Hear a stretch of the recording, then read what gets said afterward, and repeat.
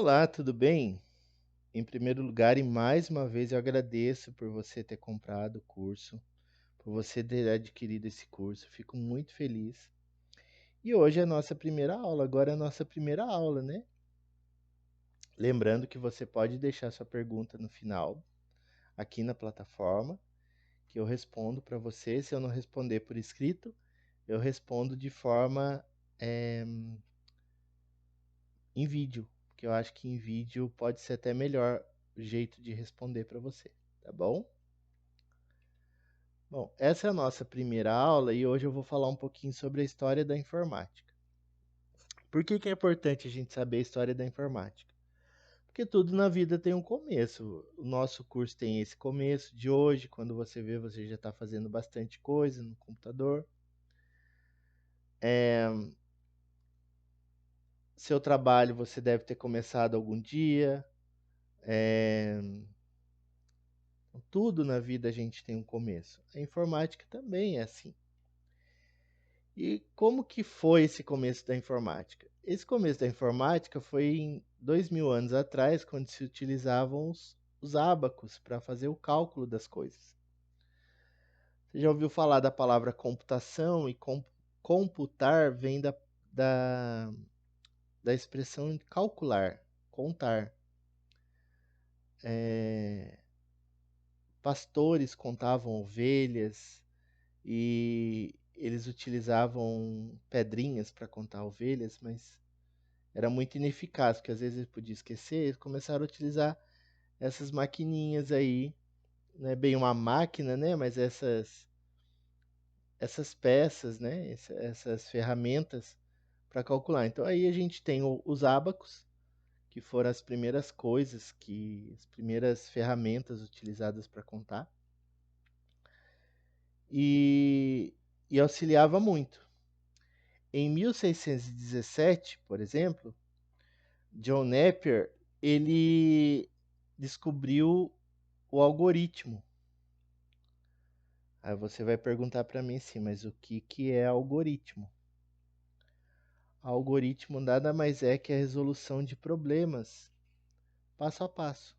Você pega o problema, coloca passo a passo a solução para resolver esse problema e você chama isso de algoritmo. Então, como você faz uma conta de multiplicação? Você pode utilizar um algoritmo, você pode utilizar. Você usa o procedimento lógico, né? Então, o algoritmo é o conjunto de procedimentos lógicos e matemáticos simples e bem definidos que conduzem à resolução de um problema específico. Então, se eu falar para você assim, olha, eu preciso trocar a lâmpada porque ela queimou. Então, cada pessoa ela vai pensar em coisas comuns. Por exemplo, vai pensar que precisa pegar uma lâmpada nova, pegar uma escada, subir na escada, desrosquear a lâmpada que está queimada e rosquear a lâmpada que está boa no lugar. Aí vai descer da escada e acender para ver se está funcionando, certo? Esse passo a passo de resolver isso é o algoritmo.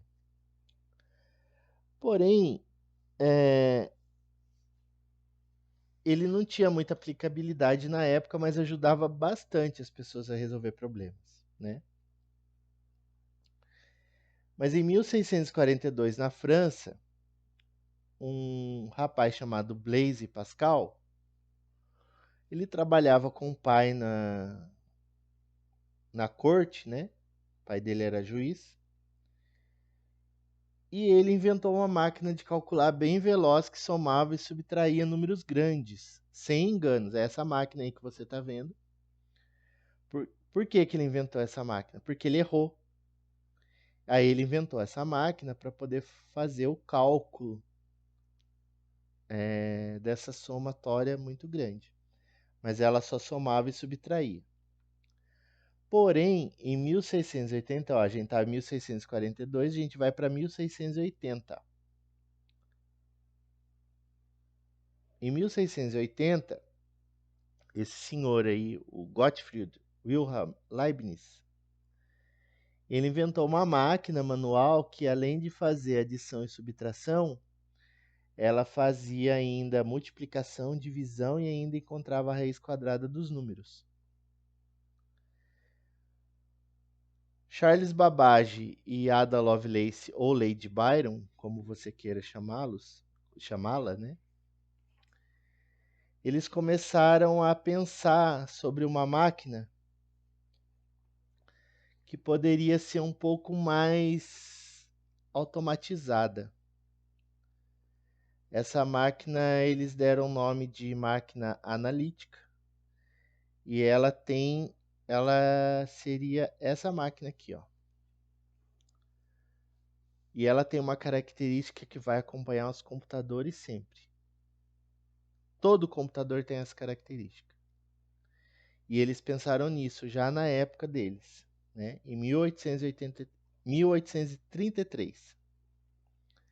O que eles pensaram? Bom, a gente podia fazer uma máquina que a gente só colocava os dados e ela já fazia o cálculo e já dava o resultado. Então, eles chamaram de máquina analítica e essa máquina tem essa característica, essas três características. Ela possui uma entrada, ela possui processamento dos dados e ela tem uma saída após esse processamento. Só que para a época era muito avançado, então eles não tinham como fazer essa máquina. Tá? Mas esses estudos foram a base para a construção do computador. Então, esses estudos que eles fizeram foram a base. Bom, em 1880, o governo dos Estados Unidos quis realizar o censo. Aí, depois de coletar os dados desse censo, adivinha quanto tempo demorou para ficar pronto o resultado? Demorou 8 anos para ficar pronto o resultado. Imagina, 8 anos para você saber o resultado. Muita coisa muda em 8 anos no país, né? E aí um senhor, esse senhor aí, é o Hermann Hollerith, ele inventou uma máquina que ajudaria a fazer os cálculos do censo. E em 1890, utilizaram a máquina que ele inventou. Adivinha quanto tempo ficou pronto o cálculo? A primeira vez demorou 8 anos. Quanto tempo você acha? Ainda bem que você está sentado. Demorou 6 semanas para ficar pronto. 1 mês e meio praticamente para ficar pronto o cálculo do censo de 1890 utilizando a máquina de Hermann Hollerith. Esse Hermann Hollerith, ele é o fundador da empresa de informática mais antiga do mundo. Se eu não estou enganado, é a mais antiga do mundo. É a IBM. Com certeza você já deve ter ouvido falar da IBM, a International Business Machines. E ela, até hoje, ela faz computador, monta servidores.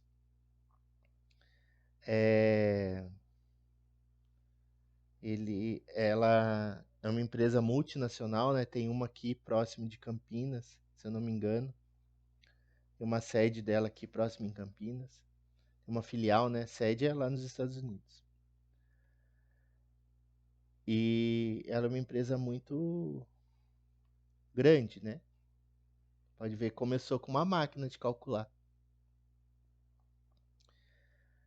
Aí um dos primeiros computadores a ser inventado foi o Mark I em 1943 na Universidade de Harvard. Ele contava, multiplicava e dividia. Ele era usado para cálculos balísticos, né? E depois da Segunda Guerra Mundial, na Universidade da Pensilvânia, eles criaram esse computadorzinho aí que você está vendo mostrar na tela para você. É o ENIAC. O ENIAC, ele utilizava válvula, né? Ele fazia muitos tipos de cálculo. Ele tinha 800 mil peças que se moviam e pesava 30 mil toneladas. Ele possuía mais ou menos 18 mil válvulas e por minuto queimava umas mil válvulas, por exemplo. Você tinha que pagar uma pessoa só para trocar a válvula para ele funcionar. Além de ocupar vários andares, né? Ele não era tão compacto assim como está na foto. Ele ocupava vários e vários andares. Nessa primeira foto aí de cima, você pode ver que tem um espaço enorme, né? Muitos fios que ligavam ele. E ele foi um dos primeiros computadores a ser montado. Você pode ver que existiam mulheres que mexiam nele também, né? Bom, eu falei de válvula, e a válvula era um componente eletrônico da época muito comum. E eu sou da época que existia televisão a válvula. Eu nasci numa época que a gente, para ter televisão, era preto e branco e tinha a válvula. A gente ligava a televisão, esperava esquentar a válvula para a imagem aparecer. Então a gente escutava o áudio primeiro e ficava imaginando, depois assistia a TV e quando queimava a válvula. Misericórdia. Aí inventaram o transistor. Nossa, essa foi uma invenção fabulosa. Porque o transistor, ele deu início a criar os circuitos integrados. E dos circuitos integrados a gente começou a ter os microprocessadores. E ele era. E esses circuitos integrados, eles começaram a evoluir mais ainda, né? E aí a gente criou o processador. Tá? O processador, ele nada mais é que vários circuitos integrados, vários transistores dentro dele. Muitos transistores. Eu não falei que o computador, eu não sei se você sabe, mas ele utiliza para dados, ele só sabe enxergar 0 e 1. Como ele utiliza só 0 e 1, ele precisa que tenha a chavinha ligada e desligada. E quanto mais transistores, mais circuitos integrados dentro dele ele tiver para ler esse 0 e 1, melhor. Então a gente tinha o processador 80286, 80386, 80486. A gente tinha um computador que a gente chamava de 486. Eu lembro que na época que eu era adolescente, a gente tinha um computador chamado MSX, tinha o MSX Plus, que a gente ligava na televisão, mas ele só funcionava quando a gente comprava umas revistas enormes que vinha código de programa para a gente digitar. Ele não era tão legal de mexer, assim, na época ele era super legal, né? Porque a gente digitava lá os códigos, tinha corridinha de moto, corridinha de cavalo, mas ele se tornava chato porque você adivinhava o padrão e aí só apostava no, por exemplo, a corridinha de cavalo só apostava no que ganhava.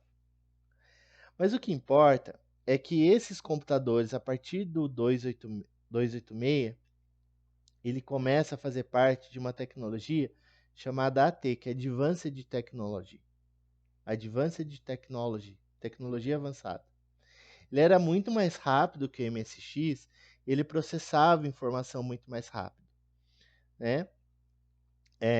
A partir do 586, os processadores passaram a ter nomes para diferenciar, né, um do outro.